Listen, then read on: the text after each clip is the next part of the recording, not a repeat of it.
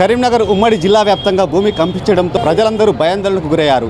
ఇంట్లో ఉన్న వస్తువులు కూడా చిందరవందరగా పడిపోవడంతో మొత్తానికైతే ఒక్కసారిగా ఇంట్లో నుంచి బయటకు పరుగులు ఎత్తుకుంటూ వచ్చారు. మనం ప్రస్తుతం గీతాబాన్ దగ్గర ఉన్న ఇక్కడ స్థానికంగా కొంతమంది యువకులు ఉన్నారు. వారిని అడిగి మరిన్ని విషయాలు ఇస్తున్నారు. చెప్పండి అన్న, అసలు ఏం జరిగింది? భూమి కంపించింది అంటారు, వాస్తవమేనా? వాస్తవేనండి. ఇది అనుకోని సంఘటన. అందరు భయాందోళనకు గురయ్యారు. పిల్లలు, పెద్దలు, మళ్ళీ యువకులు అందరు పిల్లలతో సహా అందరు బయటకు వచ్చారు.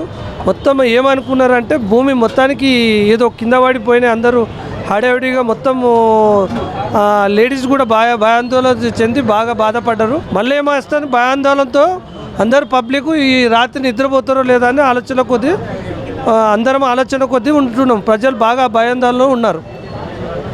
చూసారు కదా, మొత్తానికి అయితే ఇక్కడ ఓన్లీ కరీంనగర్ అని కాకుండా అటు పెద్దపల్లి, సిరిసిల్ల, జగిత్యాల ఈ మొత్తం ఈ 4 డిస్టిక్ల పరిధిలో కూడా భూమి కంపించడంతో మాత్రం ప్రజలు భయాందోళనకు గురయ్యారు. చెప్పండి అన్న, అసలు మీకు ఏ టైంలో అనిపించింది?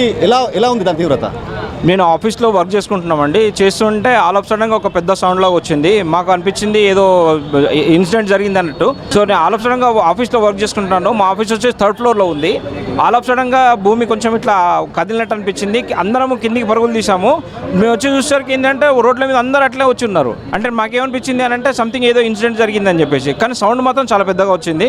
సో ఫస్ట్ ఎక్స్పీరియన్స్ అంటే నిజంగా ఈ భూమి కంపించడం అనేది ఇప్పుడు కూడా ఒక విధంగా తలుచుకుంటే చాలా దడగా అనిపిస్తుంది.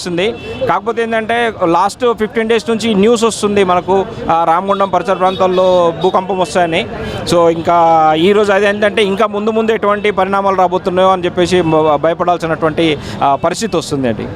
చూసారు కదా, మొత్తానికైతే ఒక్కసారిగా 6:50 ప్రాంతంలో భూమి కంపించడంతో మాత్రం ప్రజలందరూ ఇంట్లో నుంచి వెళ్ళి బయటకు వచ్చిన పరిస్థితి నెలకొంది. అదేవిధంగా ఈ 6:50 ప్రాంతంలో భూమి కంపించింది. అదేవిధంగా ఇక్కడ వర్షం పడుతుంది. అదేవిధంగా కరెంటు పోవడంతో మాత్రం ప్రజలు మాత్రం తీవ్ర భయాందోళనకు గురవుతున్నారు. ఇక్కడ కొంతమంది యువకులు ఉన్నారు, వారిని అడుగు వేసుకున్నాం. చెప్పండి బ్రదర్, మీకు అట్లా ఎప్పుడు మీకు ఇది సిచ్యువేషన్ జరిగింది, మీకు ఎలా అనిపించింది?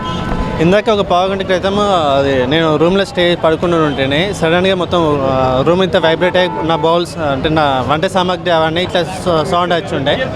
యాక్చువల్లీ నేను అదే భరత్ మ్యారేజ్ ఇట్లా అకేషన్ ఇట్లా బాంబులు ఇట్లా సరౌండింగ్ బాంబులు వెలిసిరేమో అనేసి అనుకున్నా, కానీ అది కాదు. ఇప్పుడు నేను భయాందోళనకు గురైనా సడన్ బయటకు వచ్చి చూసినాను. నేను అందరూ కూడా అదే భయాందోళనకు గురవుతూ భయాందోళనలో ఉన్నారు సార్. అంటే మీకు ఏ టైంకి వచ్చింది? మీరు ఏ టైంకి గుర్తుపట్టారు? మీరు ఇంట్లో నుంచి ఎప్పుడు బయటకు వచ్చారు? రియల్ని పడుకున్నాను. పడుకుంటే ఆ వైబ్రేట్స్కి నేను లేచినా. నేను లేచి ఇట్లా సడన్ షాక్ గురైనా, ఎందుకు ఇట్లా అవుతుంది అనేసి షాక్ గురైనా నేను. సో చూసారు కదా, మొత్తానికైతే ఈ రాష్ట్ర వ్యాప్తంగా కూడా ఇదే చర్చ జరుగుతుంది. మొత్తానికైతే ఈ భూమి కంపించడంతో పడుకున్న వ్యక్తులు కూడా భయాందోళనకు గురై ఇంట్లో నుంచి పరుగు ఎత్తు కూడా బయటకు వచ్చారు.